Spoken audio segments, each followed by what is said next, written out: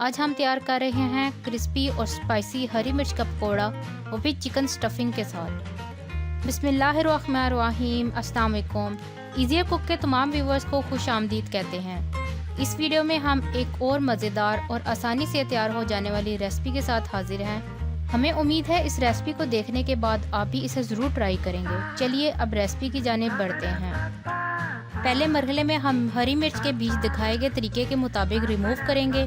हमने हरी मिर्च आधा किलो के हिसाब से इस्तेमाल की है। जो मिर्च हम इस्तेमाल कर रहे हैं वो बिल्कुल भी तीखी या कड़वी नहीं होती। आप भी ऐसी मिर्च का इंतखाब कीजिएगा।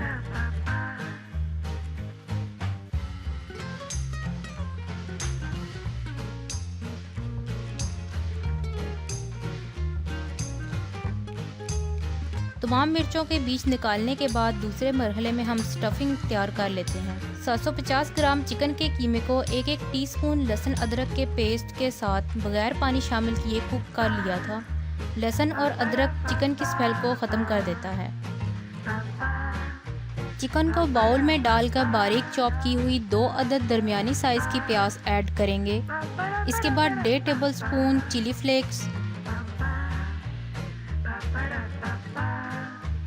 1 टेबलस्पून के करीब कूटा हुआ खुश्क धनिया, 1 टीस्पून काली मिर्च पाउडर, 1 टेबलस्पून गरम मसाला, 1 टेबलस्पून ज़ीरा पाउडर, 1 प्याली हरा धनिया और पुदीना के पत्ते बारीक कटे हुए, 5 अदद कुटी हुई हरी मिर्च और 1 टेबलस्पून चाट मसाला शामिल करके तमाम अज़्ज़ा को खूब अच्छी तरह मिक्स करेंगे। आखिर में हस्बे ज़ायका नमक ऐड करके स्टफिंग को मिक्स करेंगे। यूँ चिकन स्टफिंग तैयार कर लेंगे।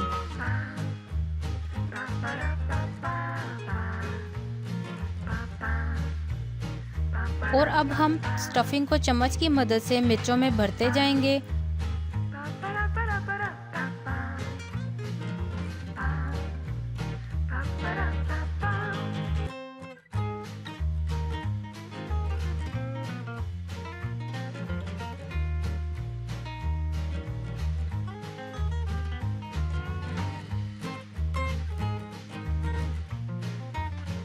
तमाम हरी मिर्चों को स्टफ्ड कर लिया है। अब हम अगले मरहले में कोटिंग तैयार करते हैं।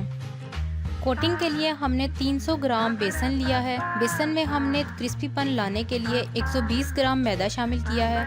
फिर हस्बे ज़ायका नमक और 1 टीस्पून कुटा हुआ खुश्क धनिया, 1 टीस्पून चिली फ्लेक्स, 1 टीस्पून गरम मसाला पाउडर और थोड़ी सी हरी धनिया के पत्ते शामिल कर दिए हैं। और अब हम तमाम अज़्ज़ा को मिक्स करके थोड़ा थोड़ा पानी शामिल करके गाढ़ा बैटर बना लेते हैं।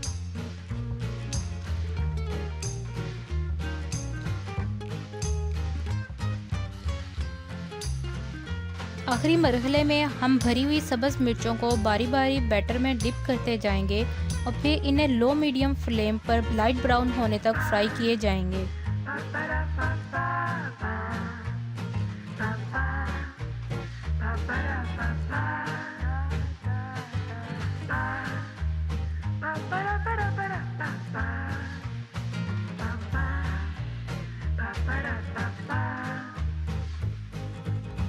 लीजिए, मज़ेदार मिर्च पकोड़ा तैयार है।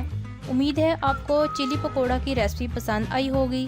अगर रेसिपी पसंद आए तो इसे लाइक और शेयर ज़रूर कीजिए। इस तरह की मज़ेदार रेसिपीज़ के लिए ईज़ी कुक से जुड़े रहिए। अल्लाह हाफ़िज़।